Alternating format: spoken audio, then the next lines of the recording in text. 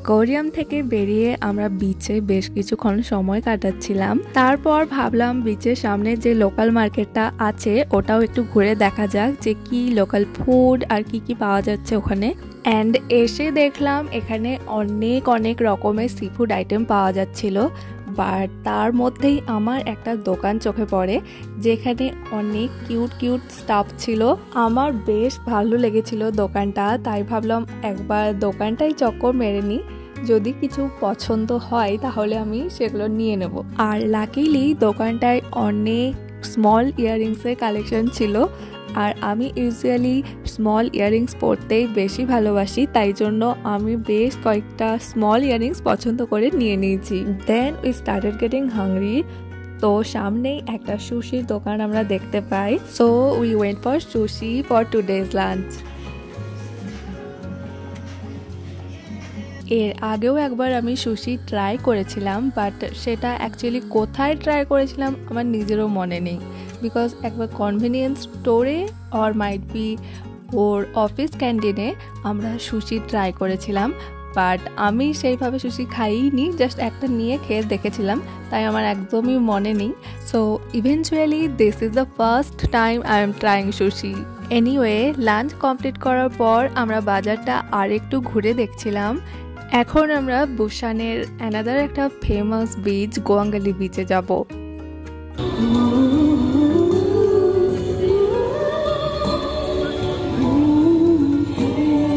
ওকে, তো আমরা এখন আছি গোয়াঙ্গালি বিচের সামনে, আর এই বিচের ভিউটাও খুবই সুন্দর ছিল। গোয়াঙ্গালি বিচে যাওয়ার সময় আমার মনে হচ্ছিল বিচের ভিউ আলাদা আর কি হবে, একই রকম হবে হয়তো, বাট দুটো বিচের ভিউ টোটালি ডিফারেন্ট।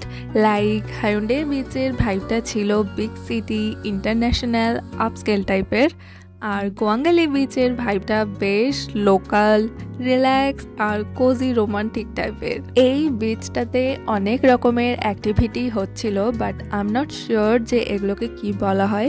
যতদূর আমার মনে হয় এগুলোকে প্যাডেল বোট বা ওর বোট বলা হয়।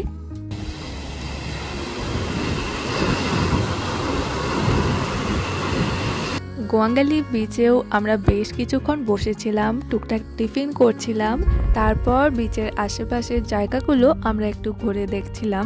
আর বিচে যখন আমরা আবার ফেরত আসি তখন দেখলাম অলরেডি অন্ধকার হয়ে গিয়েছে, আর বিচের চারিপাশের আলোগুলো জ্বলে উঠেছিল। তো এত সুন্দর লাগছিল। রাতের বেলায় বিচের ভিউ আমার বরাবরই পছন্দের, বাট এতটাও সুন্দর লাগবে আমি ভাবিনি।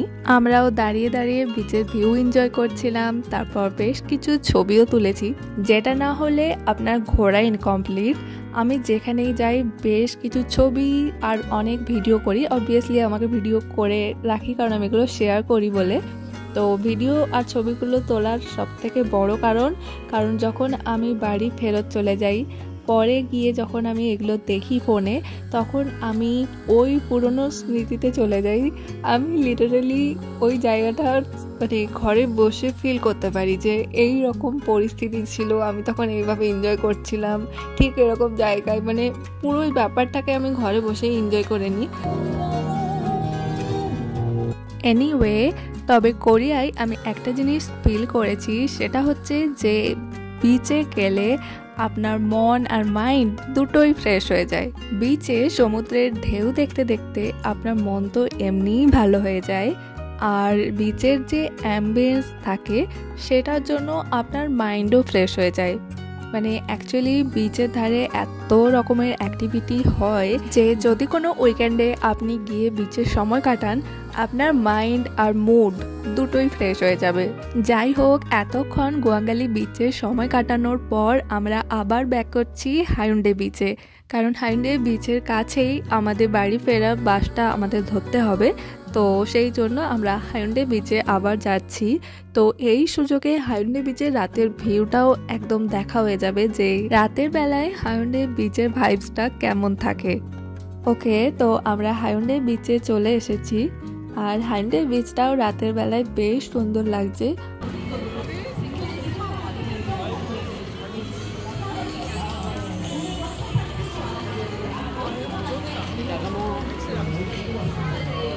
তো ঘুরতে ঘুরতে আমরা ওই লোকাল মার্কেটটায় আরও একবার গিয়েছিলাম। আরও বেশ কিছু জিনিস নেওয়ার ছিল, তাই ভাবলাম এখন নিয়ে নিই, কারণ এরপর তো বাড়ি ফিরতে হবে।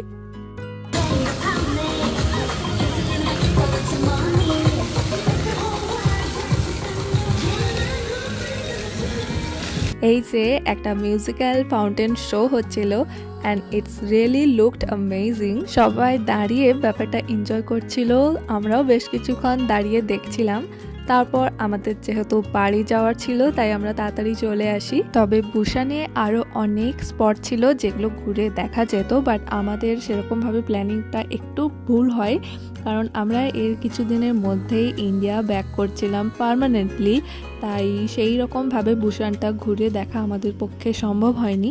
ওকে, so now we have arrived in Pohang. Finally আমাদের বুসান ট্যুর কমপ্লিট হলো। সো বাই ফর নাও, সবাই ভালো থাকবেন ও সুস্থ থাকবেন।